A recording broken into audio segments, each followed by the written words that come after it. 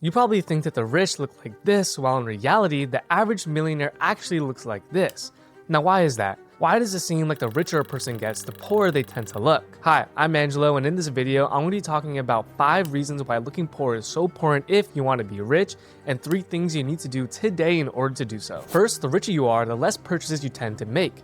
You may think that the more money you have, the more purchases you'll make, and conversely, the poorer you are, the less purchases you make. However, in reality, it's the complete opposite. Take Mark Zuckerberg or Warren Buffett, for example. Despite being worth billions of dollars, Zuckerberg wears the same gray shirt every day, and Warren Buffett drives the same 2014 Cadillac that he purchased with hail damage. They obviously have the resources to buy any car or any clothing they want, but they choose not to. That's because to them, money is an extension of their time and energy. It's a tool that brings them closer to their end goals, which is to achieve financial freedom and to build generational wealth. So any trivial purchases like upgrading their cars or buying the most expensive clothes is just another unnecessary decision that distracts them from what truly matters to them. If you have a financial goal to buy a car and you calculate that it'll take at least a year to afford it, then what's the point in spending on things like a $15 Chipotle bowl or a Gucci t-shirt? Those purchases are only delaying you from reaching your goal. When you're truly focused on what you want, these unnecessary expenses will start to feel insignificant. And I know you're probably thinking, how could one simple purchase like a new t-shirt have such a great impact on my life? Well, one purchase won't, but we're not just talking about one purchase because of what's called the Diderot effect. Imagine you just got the new iPhone, you waited and saved all year to upgrade and you now have it, but after a month or two, you remember that you're clumsy and you drop your phone 2 times a day, so you decide to buy a case. And to further be safe, you decide to get Apple Care, and while you're at the store, while you're at it, you might as well get new AirPods to go with your new phone. And you might as well get the new wireless charger and maybe pay for Duolingo Premium. This is what's called the Diderot effect, where one purchase often triggers a domino effect of more unplanned spending to match or fit in with the first item. It's named after philosopher Denis Diderot's experience after receiving a new luxurious robe. Once he had it, he felt his other belongings like his furniture, decor, or his shoes looked outdated, so he decided to upgrade them to match the new fancy robe he just got. What started off as a single purchase or single item quickly snowballed into a cycle of upgrades, just like how buying a new iPhone could lead to more accessories, subscriptions, and add-ons. You may think that this is just a case of not having discipline. However, it's not that simple. Our economy thrives on additional upsells and add-ons that keep us in a never-ending loop of spending. For example, I recently got my first car. Even though it was relatively cheap, I now need to pay insurance, maintenance, gas, get extra tires, and so on. One simple purchase snowballed into a list of ongoing expenses, giving me more things to worry about and more bills. But the key here is not to be afraid to spend your money or to never make any purchases, but to be aware of what could happen if you're constantly buying new things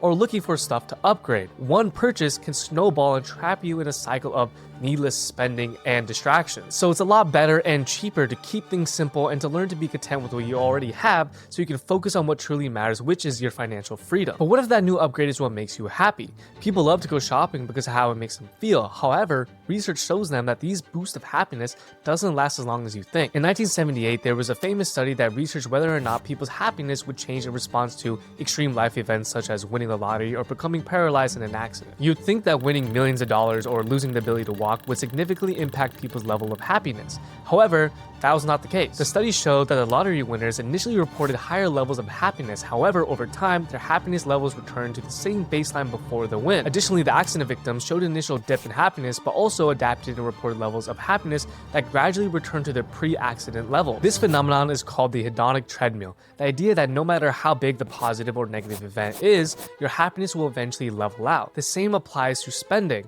Buying new things may make you feel good in the short term, but that thrill fades quickly, leaving you wanting more. For example, when I got my first paycheck, I spent it on new Ray-Ban sunglasses and Yeezy shoes. This was the first purchase I made for myself and I was over the moon.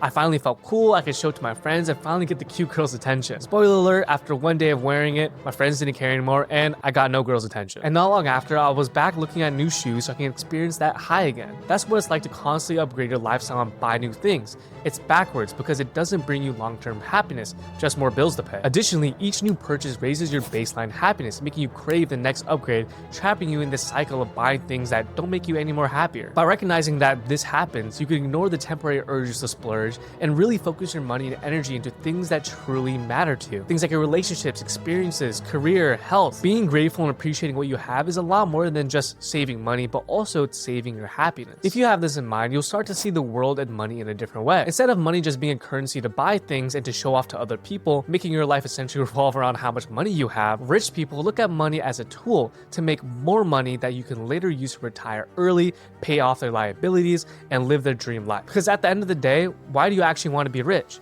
Is it to really impress your friends, to have the coolest cars and clothes, the brand new iPhones every single year? When you get older, when you just want to relax, sit down, and not worry about anything, will those things really matter to you? Or are you going to want to be able to retire, spend time with your family, and not worry about how you're going to pay rent anymore? Living a more frugal life today will shift your perception towards money. You'll be able to think about what it could do for you in your life instead of what you can do with it. That could be the difference between being able to retire early, never missing a moment with your family, or still having to work until your age forces you to retire, then still not being able to live securely because you have nothing saved up. And that's what separates the rich from the average person. They're able to think ahead and formulate a plan to reach their end game. Because the rich don't look poor for no reason. Being frugal today is a two-pronged strategy towards retiring early. Because if you look poor, not only will you save more money, but you'll also spend less when you retire. According to the 4% rule, you can safely retire when you're able to live off of 4% of your net worth annually. So by looking poor and living below your means, you essentially cut down your burn rate, which helps you retire earlier. So now that you understand why it's so important to live below your means and to look poor in order to get rich, what can you do now to get there? First, start thinking about what you really want in life, not only right now, but in the long term. Next, set saving goals and commit to it, and let that motivate you to stay away from bad spending habits and consumerism. Get a high-yield savings account and set up automatic transfers. It's really hard to save every single day, so make it easy for yourself and automate it. Lastly, do more with less.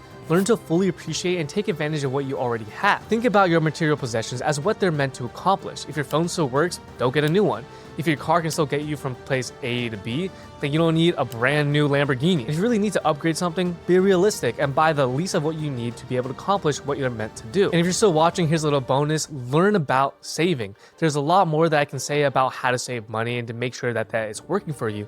And if you want to check it out, I made a whole video about how I'm able to save 50% of my income, and I'll link it somewhere over here. And of course, if you enjoyed, please hit the subscribe button. It means the world to me. And of course, till next time.